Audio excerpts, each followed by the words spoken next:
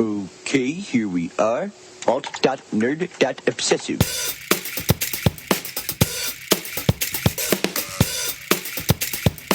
Worst Outtakes. ever. All right, let's bang this one out real quick. This is the intro to episode 26, our post-empty nest episode. This is the Israeli greatest ever dode, Yep. etc. That's the title. All right. All right. Everyone likes empty nest, right? Because get ready for more empty nest. Okay. Real intro. That's for the outtakes.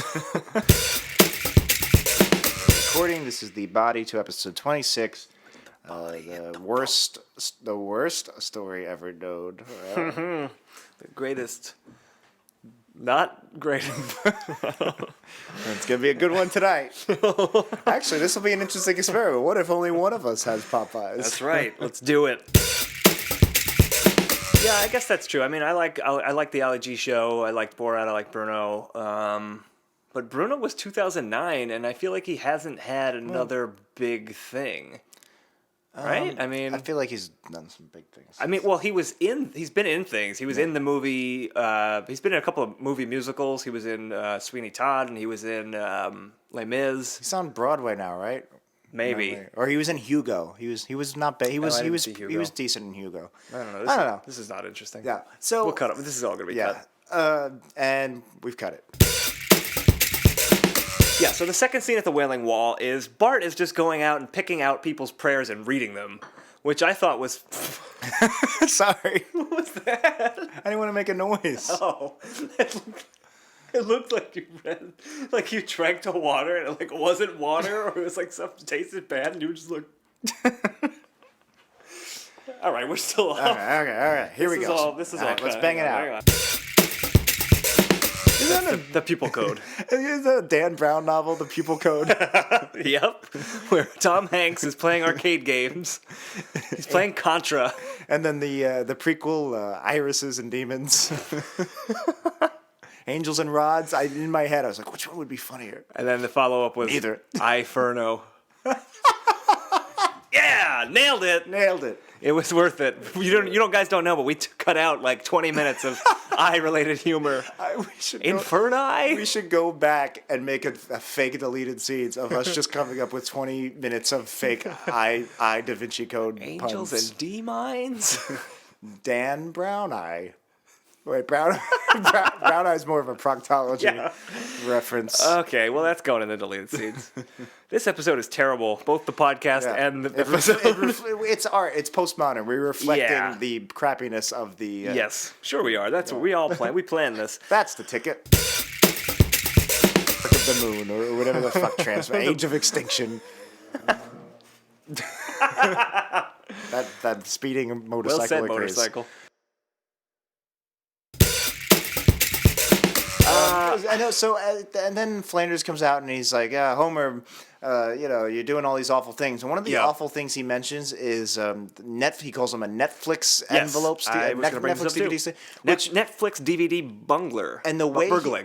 He structured that sentence, he said Netflix first, and then the stealing, the verb came later. And that's Netflix where he's DVD burgling. So the way my brain started taking the sentence was, is he doing more teen jargon? Like that's what it sounded like, because he just made a whole big deal about how he has to say, modern like teen words. But then he's saying a Netflix joke that like a 30-year-old Simpsons writer would make, right? As opposed, I mean, I guess if he's actually stealing his Netflix DVDs, then Flanders would say Netflix. But it was I don't know. It's just really jarring to me. I honestly thought at first the joke was that he was saying just a continuation of the Jimbo thing, more hip, modern tech lingo. Yeah, that's interesting. I was going to bring up the same line for a different reason. So Flanders says Homer's a Netflix DVD burgling whatever. Right. And I thought, wow, that instantly dates this episode because, nobody even thinks of Netflix as like DVDs anymore. Well, I mean, whatever. You could it's dating episodes the same way anytime you see them playing an arcade game in the